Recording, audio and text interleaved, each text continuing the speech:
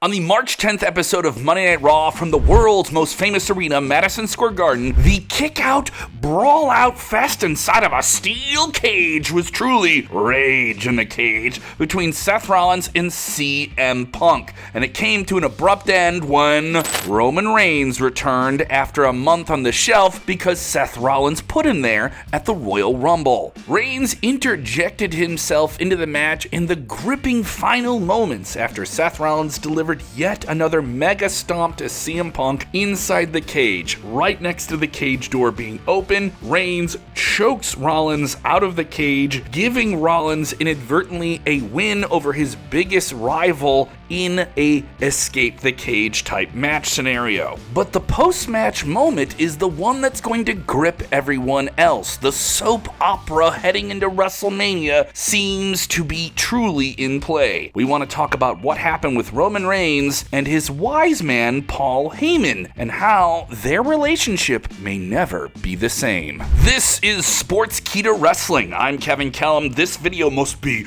acknowledged. Spear the like button and share the link. Roman Reigns looks like he was all set to take Seth Rollins out indefinitely with him prone on the steel steps before WWE official Adam Pearce and many others frantically reached out to ringside to stop him from escalating the post-match violence even further. Meanwhile, Paul Heyman, Roman Reigns' wise man as we mentioned, may have not been doing something so wise for a very enraged Roman Reigns at that moment because he was in the ring, inside the cage, checking on his good friend CM Punk and helping him to his feet. In an instant, Roman Reigns hit that $1 million smirk, storming into the ring, sending a bruised and battered and battery low CM Punk into the steel cage face first and then hitting him with a gut-wrenching spear. He didn't even acknowledge Heyman's look of shock in that moment. So what exactly does this mean for the future of the OTC and his special counsel, Paul Heyman? The road to WrestleMania is going to be a rocky one for everyone involved.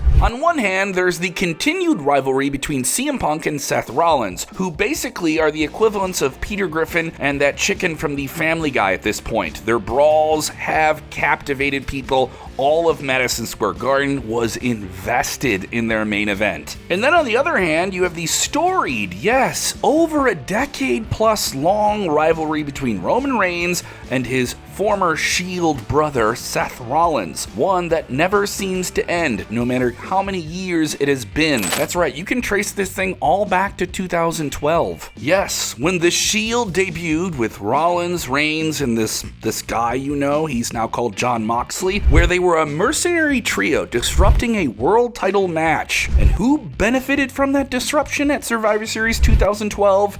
A villainous CM Punk. Yeah, sorry, you have to acknowledge that, Roman Reigns and Rollins loyalists. There is no Shield, there is no Rollins, there is no Reigns without Punk's role back then. In Triple H's WWE right now, that history matters. The crux of this story is likely to play out in the lead up to WrestleMania 41 between Reigns, Punk, and the one man they have in common, Paul Heyman. As you mentioned, he's never left the table in terms of this story, and that is where we circle back to November of 2024, when Reigns desperately needed a final member of his team to take on the new bloodline in the ruthless, unforgiving double cage War Games of Survivor Series. There we go, back to Survivor Series again. Paul Heyman used his influence in history with Punk to get him on the team, and that decision directly led to Roman Reigns overcoming the new bloodline. At one point in the match, Reigns was saved by Punk from getting splashed through a table. One night before the match, there was a tense face-off between Reigns and Punk. Punk made it clear that he was only doing this for Paul Heyman and that there's a favor that was promised to him for doing so. Now, it's not clear as we speculate what that favor could actually be, but we're here to guess, and it's probably something involving a spot in the main event or big matches of WrestleMania in Las Vegas. Despite his frustrations and missed opportunities at the Royal Rumble and Mania, CM Punk sounds oddly confident about his odds of headlining the show of shows, a stated goal, something that has eluded him in his Hall of Fame career. Yes, that's right, CM Punk has never main evented WrestleMania. But the story at hand with Roman Reigns is likely going to see Paul Heyman split down the middle between Punk and Roman. There was a moment between Adam Pearce's intervention and the attack on CM Punk where Roman Reigns saw what Paul Heyman was doing. That is the key moment.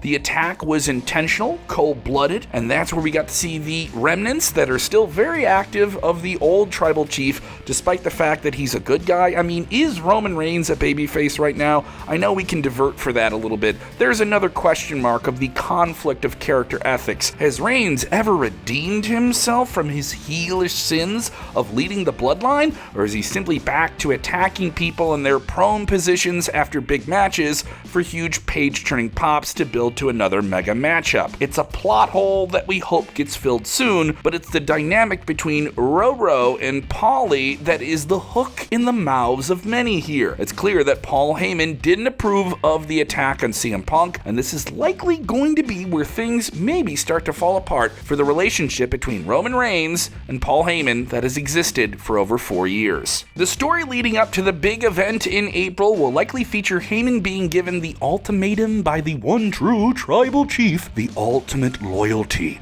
Bow to me, acknowledge me, or take a walk. In essence, Heyman will actively be made to pick a side, especially by Roman Reigns, who feels acknowledgement and loyalty is so important to him. Yeah, he has manipulated his entire family to put himself into the position he's in, and it's going to do significant damage to their long-standing relationship.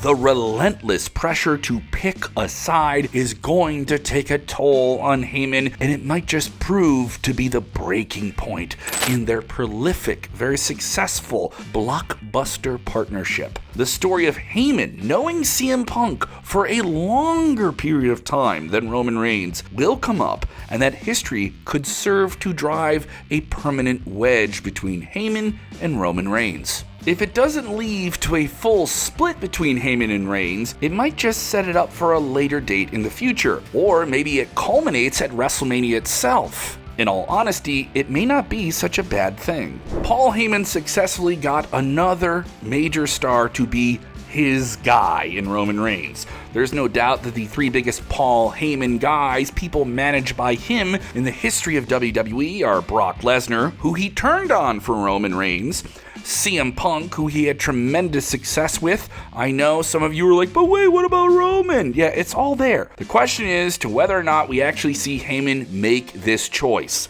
Wouldn't it be interesting if he chose CM Punk in the end of all of this? Let's keep Rollins in the mix to add more logical gasoline to the bitter fires burning down the road to WrestleMania. When we get this in the ring, Punk, Rollins, Reigns, a combination of all three, maybe one on the outside, they all need to be there. Unlike Brock Lesnar or even CM Punk, we've seen the relationship of Roman Reigns and Paul Heyman get tested in the past. It's possible that nothing changes and that Heyman continues to be the special counsel to the tribal chief. But wouldn't that be, dare we say, more of the same? Wouldn't that be outside of the curveball playbook we've gotten from WWE in 2024 and 2025? The feud between Roman Reigns and Brock Lesnar back in 2021, 2022 largely revolved around the loyalty of Paul Heyman. Who would he side with?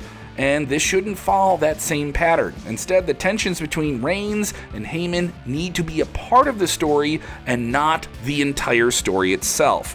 Because if that's the entire story, then where exactly does Seth Rollins fit in? Yeah, it needs to spin a lot of plates all at the same time. The seeds have already been planted for a big shakeup in the future. We can only hope at the end of it all that Roman Reigns and Paul Heyman splitting, if that is indeed where this goes, leads to the creation of the next Paul Heyman guy.